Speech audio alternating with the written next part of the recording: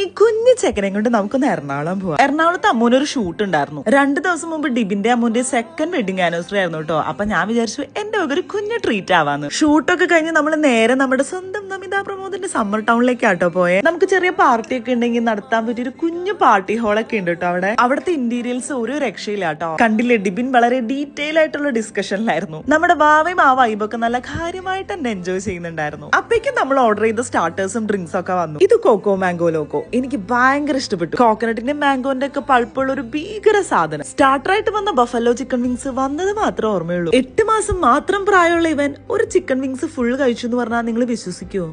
വിശ്വസിക്കണം. അധികം സ്പൈസി ഒന്നും അല്ലാത്തതുകൊണ്ട് അവനും നന്നായിട്ട് അത് എൻജോയ് ചെയ്തു. ബട്ടർ കലമാരി പിന്നെ ഫുൾ ഞാൻ കഴിച്ചു. എനിക്കാണെങ്കിൽ ഗാർലിക്കിന്റെ ഫ്ലേവർ ഭയങ്കര ഇഷ്ടം. സ്ക്വിഡിലാണെങ്കിൽ ഗാർലിക്കിന്റെ ഫ്ലേവർ ഒരു പടി മുന്നിലുമായിരുന്നു. സ്റ്റാർട്ടേഴ്സ് ഒക്കെ കഴിഞ്ഞപ്പോഴേക്കും നമ്മുടെ സ്റ്റാർ ഓഫ് ദി ഡേ എത്തി. ഇത് വുഡ് സ്മോക്ക് ബാർബിക്യൂ പോക്രിപ്സ് ആണ്. എങ്ങനെ ഇതിന്റെ ടേസ്റ്റും ആ ഒരു ഫീലൊക്കെ പറഞ്ഞ് മനസ്സിലാക്കുമെന്ന് എനിക്കറിയില്ല. എന്നെ ഇനിയും അവിടെ പോയി ഫുഡ് കഴിക്കാൻ ക്രേവ് ചെയ്യിക്കാൻ പോകുന്ന ഒരു ഐറ്റം ആട്ടോ അത്. ബാവയ്ക്ക് അത് കൊടുത്തില്ലായിരുന്നു കേട്ടോ. ബാക്കി നമ്മൾ എല്ലാവരും അത്രയും എൻജോയ് ചെയ്ത് കഴിച്ചൊരു ഡിഷായിരുന്നു അത്. ഇനി അവിടെ പോകുമ്പോ ഇത് എന്തായാലും കഴിക്കും എന്നല്ല, ഇത് കഴിക്കാൻ വേണ്ടി മാത്രം അവിടെ പോകും എന്ന് പറയേണ്ടി വരും. നമ്മുടെ ഓരോരുത്തരുടെ പ്ലേറ്റ് കണ്ടാൽ അറിയാം അവിടുത്തെ ഫുഡിന്റെ ക്വാളിറ്റി. പിന്നെ അവിടുത്തെ മാനേജ്മെന്റ് ഒക്കെ ഭയങ്കര അടിപൊളിയായിരുന്നു. എല്ലാവരും ഭയങ്കര ഫ്രണ്ട്ലിയും കൈൻഡും ഹെൽപ്ഫുൾ ഒക്കെ ആയിരുന്നു. അങ്ങനെ സ്റ്റിക്കി ടോഫി പുഡിങ്ങും കഴിച്ച് അവരുടെ വെഡിങ് ആനിവേഴ്സറി നമ്മൾ എല്ലാവരും കൂടെ എൻജോയ് ചെയ്തു. അവരുടെ കല്യാണം കഴിഞ്ഞ് 2 വർഷമായിരുന്ന ഒരു കുട്ടിയായി എന്നൊക്കെ വിശ്വസിക്കാനേ പറ്റുന്നില്ല.